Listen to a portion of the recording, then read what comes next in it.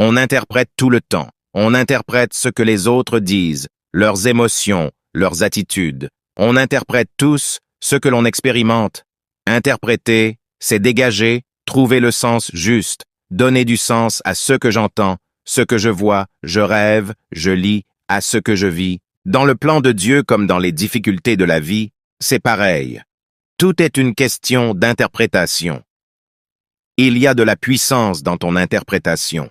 Ne te laisse pas piéger. Ne reste pas prisonnier d'une interprétation qui ne t'apporte pas d'espoir, de foi, de paix, etc.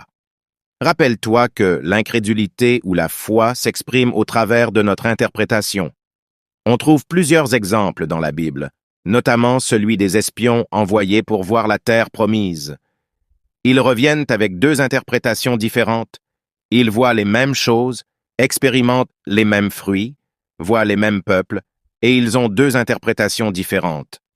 10 d'entre eux se voient faibles par rapport à l'ennemi. 2 d'entre eux, Josué et Caleb, disent « Dieu est avec nous, on va y arriver ». Leur interprétation de la même expérience est différente. Et toi, est-ce que tu interprètes ta vie à la lumière de ton passé, de tes erreurs, ou à la lumière de la grâce de Dieu, de sa consolation, de ses promesses? Je t'encourage à interpréter ce que tu vis à la lumière de la parole de Dieu. Il y a toujours une interprétation plus juste des circonstances difficiles que tu as traversées ou que tu traverses. L'apôtre Paul interprétait ses souffrances, les épreuves et l'adversité qu'il traversait à la lumière de l'éternité. Car nos légères afflictions du moment présent produisent pour nous, au-delà de toute mesure, un poids éternel de gloire.